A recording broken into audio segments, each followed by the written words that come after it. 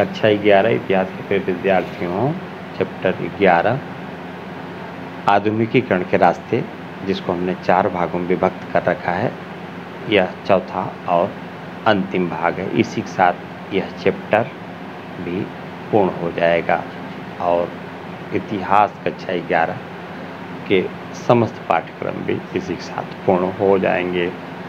कोरियाई लोकतंत्र IMF संकट। विद्यार्थी को हम बता दें कि जो भी जानकारी आपको दी जा रही है वह प्रामाणिक जानकारी दी जा रही है। विशेषकर उन प्रतियोगी विद्यार्थियों के लिए बता दूं कि प्रतियोगी परीक्षाओं में NCERT की पुस्तकों में दिए गए तथ्यों को ही अधिकृत माना जाता है और उसी आधार पर अंक दिए जाते हैं। इसलिए बार बार हम निवेदन करते हैं विद्यार्थियों से कि वे गाइड पढ़ने से बचें या अन्य जो पुस्तकें हैं उनसे भी वे बचें। संदर्भित विषयों के संदर्भ में NCERT की ही पुस्तकों का अध्ययन करें, जिससे उन्हें विभिन्न तथ्यों और आंकड़ों में किसी प्रकार का कोई अंतर न आए और विभिन्न परीक्षाओं में उन्हें 100% सफलता मिलने में कोई दिक्कत न हो। यहाँ पर हम अब चर्चा करने जा रहे हैं कोरियाई लोकतंत्र और IMF संकट। हम NCERT के आभारी हैं जिनसे हमने ये सब तथ्य लिए हैं। नए संविधान के अनुसार 1971 के बाद से पहला प्रत्यक्ष चुनाव 1987 में हुआ, लेकिन विपक्षी पार्टियों की एकजुटता में विफलता के कारण चीन के सैन्य दल के एक साथी सैन्य नेता रो ताओ का चुनाव हुआ। हालांकि कोरिया में लोकतंत्र जारी रहा। 1990 में लंबे समय से विपक्षी नेता रह चुके किम यंग सेम ने एक बड़ी सत्तारूढ़ पार्टी बनाने के लिए रो की पार्टी से समझौता किया। दिसंबर 1992 में दशकों से चल रहे सैन्य शासन के बाद एक नागरिक नेता किम को राष्ट्रपति पद के लिए चुना गया। नए चुनाव एवं सत्तावादी सैन्य शक्ति के विघटन के फलस्वरूप एक बार फिर लोकतंत्र की शुरुआत हुई। नए प्रशासन के निर्यात नीति के तहत सैमसंग, हुंडई और LG सहित कुछ कंपनियां 1990 की शुरुआत तक वैश्विक प्रमुखता के स्तर तक पहुंच चुकी थी। सरकारी समर्थन के साथ कोरियाई कंपनियों ने पूंजी प्रधान व्यवसाय और रासायनिक उद्योगों के साथ साथ इलेक्ट्रॉनिक उद्योगों में भी निवेश करना शुरू किया। दूसरी ओर सरकार ने औद्योगिक और सामाजिक बुनियादी ढांचे के निर्माण पर ध्यान देना जारी रखा। इस बीच कोरिया के बाजारों को अन्य देशों के लिए खोलने के लिए नव उदारवादी दबाव में किम जोंग ने 1996 में आर्थिक सहयोग और विकास संगठन OECD में शामिल होने का निर्णय लिया। कोरिया की अंतर्राष्ट्रीय प्रतिस्पर्धा को मजबूत बनाने का प्रयास शुरू किया, लेकिन व्यापार घाटे में बढ़ोतरी, वित्तीय संस्थानों द्वारा खराब प्रबंधन, संगठनों द्वारा बेईमान व्यापारिक संचालन के कारण कोरिया को 1997 में विदेशी मुद्रा संकट का सामना करना पड़ा। इस संकट को अंतर्राष्ट्रीय मुद्रा कोष IMF द्वारा आपात वित्तीय सहायता के जरिए संभालने की कोशिश की गई। यही नहीं, इस आर्थिक संकट में पूरे देश ने एक साथ प्रयास किए। नागरिकों ने गोल्ड कलेक्शन मूवमेंट के माध्यम से विदेशी ऋण भुगतान के लिए सक्रिय रूप से योगदान दिया।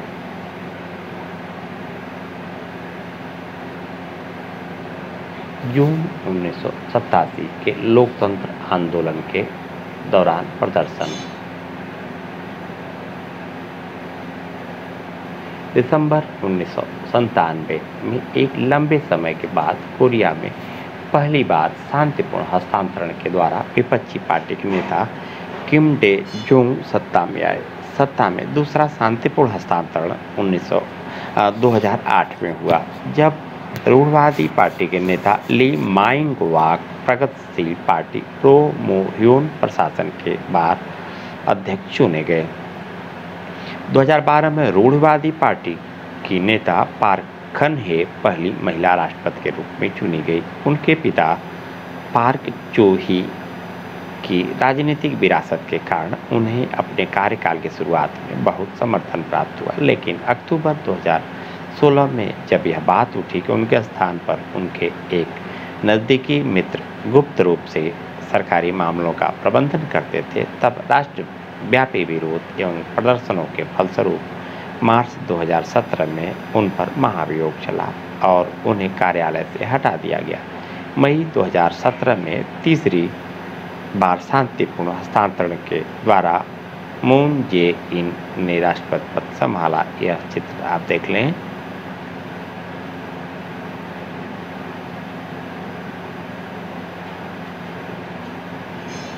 वर्तमान कालीन सियोल शहर।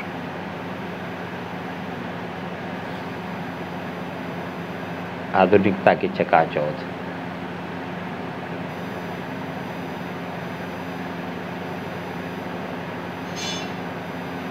- 2016 में नागरिकों के नेतृत्व में किए गए कैंडल लाइट विरोध में देश के लोकतांत्रिक कानून और प्रणालियों की सीमाओं के भीतर राष्ट्रपति के इस्तीफे की मांग कर रहे नागरिकों का शांतिपूर्ण प्रदर्शन कोरियाई लोकतंत्र की परिपक्वता को दर्शाता है।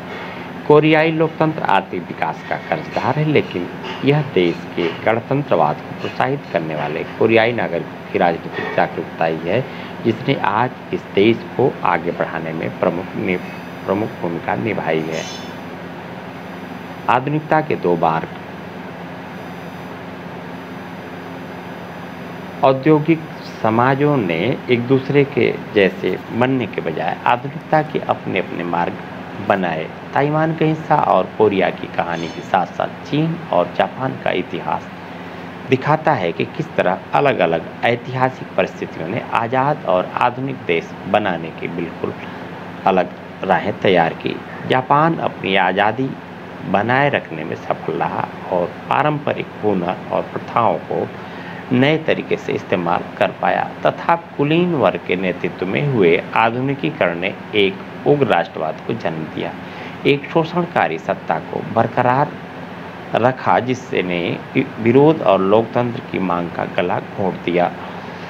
उसने एक औपनिवेशिक साम्राज्य की स्थापना की जिससे उस क्षेत्र में बैर की भावना बनी रहे और अंदरूनी विकास भी प्रभावित हुआ। जापान का आधुनिकीकरण ऐसे वातावरण हुआ जहां पश्चिमी साम्राज्यवाद ताकतों का प्रभुत्व था। हालांकि जापान ने उनकी नकल की पर साथ ही अपने हल ढूंढने की कोशिश भी की। जापानी राष्ट्रवाद पर इन मजबूरियों का प्रभाव है। एक और जहां जापानी एशिया को पश्चिमी आधिपत्य से मुक्त रखने की उम्मीद करते थे, दूसरे लोगों के लिए यही विचार साम्राज्य का निर्माण करने के लिए महत्वपूर्ण कारक सिद्ध हुए। यहाँ यह उल्लेख करना जरूरी है कि सामाजिक और राजनीतिक संस्थानों के सुधार और रोजमर्रा की जिंदगी को बदलने के लिए केवल परंपराओं को पुनर्जीवित करने या जबरदस्ती उन्हें पकड़े जाने या संभालने का सवाल नहीं था, बल्कि उन्हें नए और अलग रचनात्मक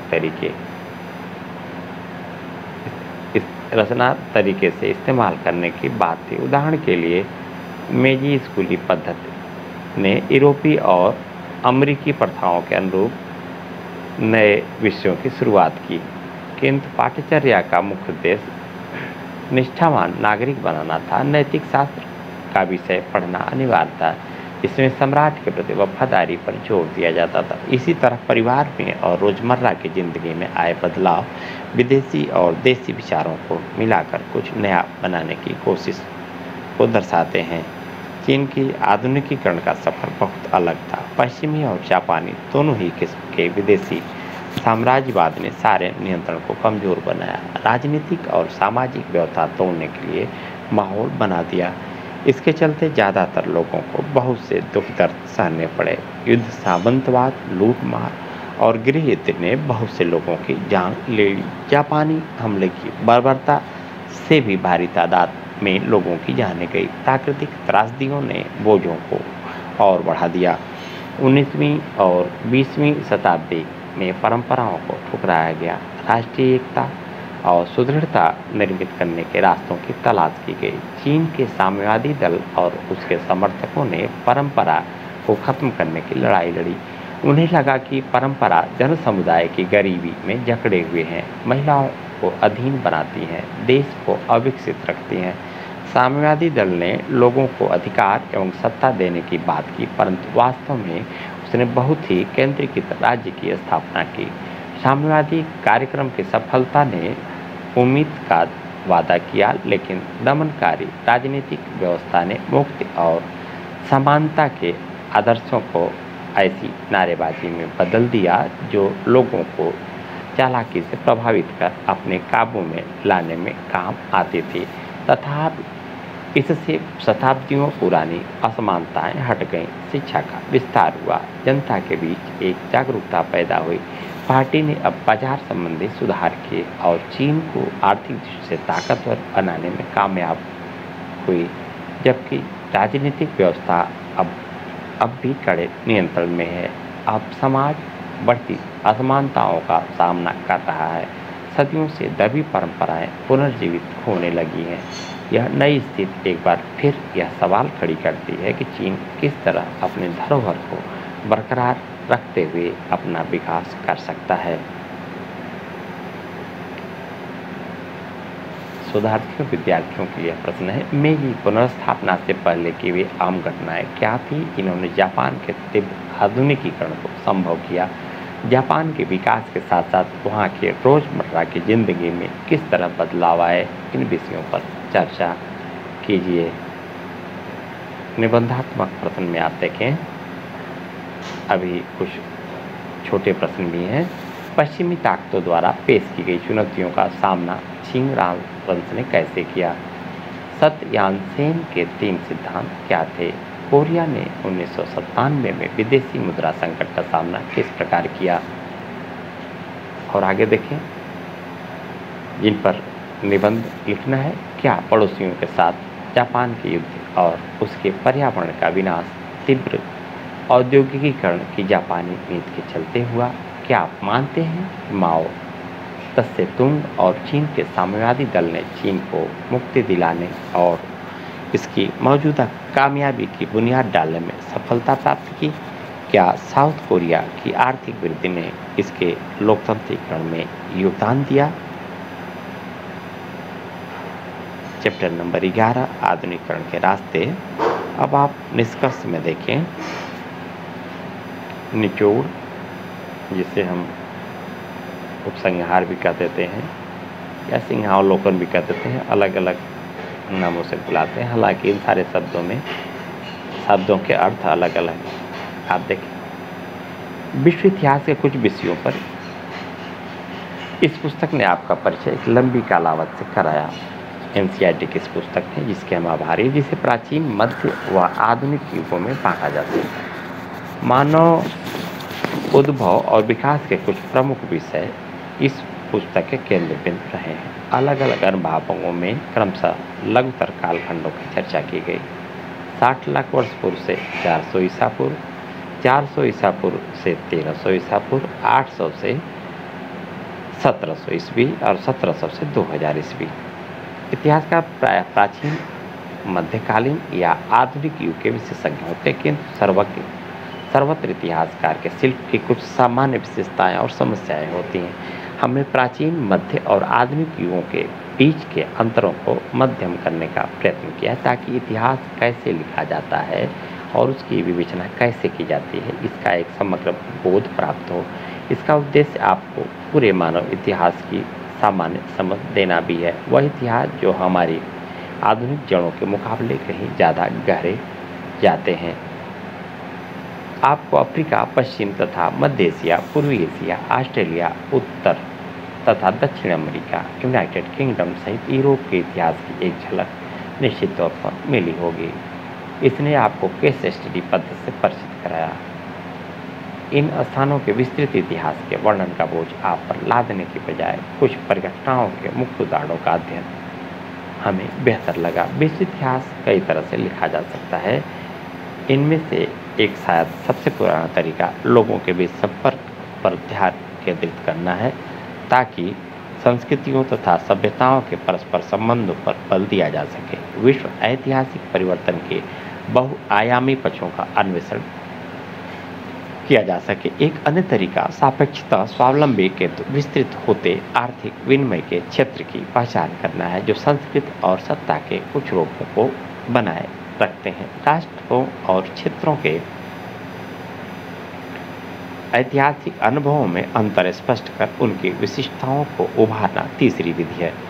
आपको इन तीनों विधियों के संकेत इस पुस्तक में निश्चित तौर पर जो अभी आपको जानकारी दी गई एनसीईआरटी के माध्यम से उसमें जरूर मिले होंगे, किंतु समाजों तथा व्यक्तियों में विभिन्नताओं के साथ साथ उनमें समानताएं भी परिलक्षित होती हैं। मानव समुदायों के बीच अंतर संबंध और समानताएं हमेशा से रही हैं। वैश्विक तथा स्थानिक रेत के कण में विश्व मुख्यधारा तथा हाशिया सामान्य तथा विशिष्ट के आपसी संबंधों के बारे में आपने इस पुस्तक से जो कुछ सीखा होगा वह इतिहास के अध्ययन का एक आकर्षक पहलू है। हमारा विवरण अफ्रीका, एशिया तथा यूरोप में बिखरी बस्तियों से शुरू हुआ था। वहाँ से हम मेसोपोटामिया के शहरी जीवन की ओर बढ़े। आरंभिक साम्राज्य मेसोपोटामिया, मिस्र, चीन, फारस तथा भारत में शहरों के ही इर्द गिर्द बने थे। इसके बाद इनसे अधिक विस्तृत यूनानी, मकदूनियाई, रोमन, अरब तथा 1200 से मंगोल साम्राज्य बने। इन साम्राज्यों में व्यापार प्रणालियाँ, प्रौद्योगिकी तथा शासन अक्सर अत्यधिक जटिल होते थे। ज़्यादातर वे एक लिखित भाषा के प्रभावी प्रयोग पर निर्भर थे। दूसरी सहस्राब्दी के मध्य में 1400 ईस्वी से पश्चिमी यूरोप में प्रौद्योगिकी और संगठनात्मक बदलाव के कारण मानव इतिहास में एक नए युग का सूत्रपात हुआ। ये सभ्यता के पुनर्जागरण या पुनर्जन्म से जुड़े थे। इनका शुरुआती असर उत्तरी इटली में हुआ, लेकिन जल्दी ही यह पूरे यूरोप में फैल गया। यह पुनर्जागरण उस क्षेत्र के नगरीय जीवन और भूमध्य सागर की मुस्लिम दुनिया तथा बाइजेंटाइन के साथ आदान प्रदान का नतीजा था। समय के साथ 16वीं सदी में विचार तथा खोज अन्वेषकों तथा विजेताओं के साथ अमेरिका, उत्तर और दक्षिण पहुंच गए। इनमें से कुछ विचार बाद में जापान, भारत और दूसरी जगहों तक पहुँचे। विश्व व्यापार, राजनीतिक तथा संस्कृति में यूरोप का वर्चस्व अभी कायम नहीं हुआ था। यह 18वीं तथा 19वीं सदी की विशेषता बनी, जब ब्रिटेन में औद्योगिक क्रांति हुई और शेष यूरोप में फैल गई। ब्रिटेन, फ्रांस और जर्मनी ने अफ्रीका तथा एशिया के कुछ हिस्सों पर औपनिवेशिक सत्ता हासिल कर ली, जो पुराने साम्राज्यों से अधिक शक्तिशाली थी। 20वीं सदी के मध्य तक जिस प्रौद्योगिकी, आर्थिक जीवन और संस्कृति ने कभी यूरोपीय राष्ट्रों को शक्ति प्रदान की थी, वे अलग अलग रूपों में शेष विश्व में फैल चुके थे।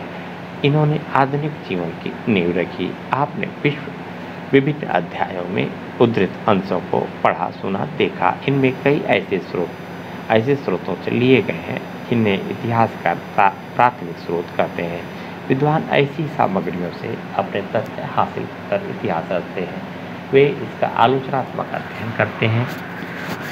इन स्रोतों की अस्पष्टता पर विशेष ध्यान देते हैं। एक ही स्रोत का प्रयोग करने वाले इतिहासकार भिन्न विपरीत राय पेश कर सकते हैं। दूसरे मानव विज्ञानों की भांति इतिहास से भी अलग अलग तरह की बातें कहलवाई जा सकती हैं।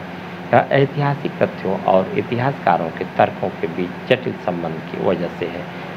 विद्यालय के अंतिम वर्ष में आप भारतीय या दक्षिण एशियाई इतिहास में हड़प्पा युग से आधुनिक भारत के संविधान बनने तक के इतिहास के कुछ पहलुओं का अध्ययन करेंगे।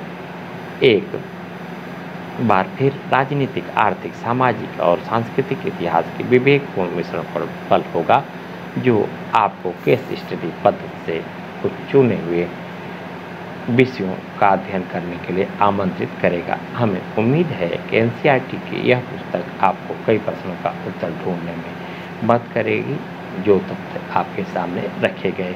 इनमें से प्रमुख है इतिहास पढ़ने की जरूरत क्या है। क्या आपको पता है? प्रतिभाशाली मध्ययुग विशेषज्ञ मार्क ब्लॉक ने दूसरे विश्व युद्ध में खाई में रहते हुए लिखी गई अपनी पुस्तक दी हिस्टोरियंस क्राफ्ट की शुरुआत एक छोटे बच्चे के प्रश्न से की थी। डैडी, मुझे बताइए इतिहास का फायदा क्या है।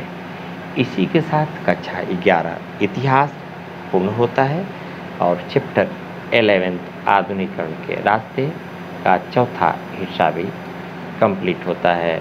हम 11 के विद्यार्थियों को बहुत बहुत बधाई देते हैं और उनके उज्जवल भविष्य की कामना करते हैं। वे निरंतर अपने पथ पर गंभीरता के साथ चिंतन करते हुए अध्ययन करें और आगे बढ़ें। हमारी ढेर सारी शुभकामनाएं।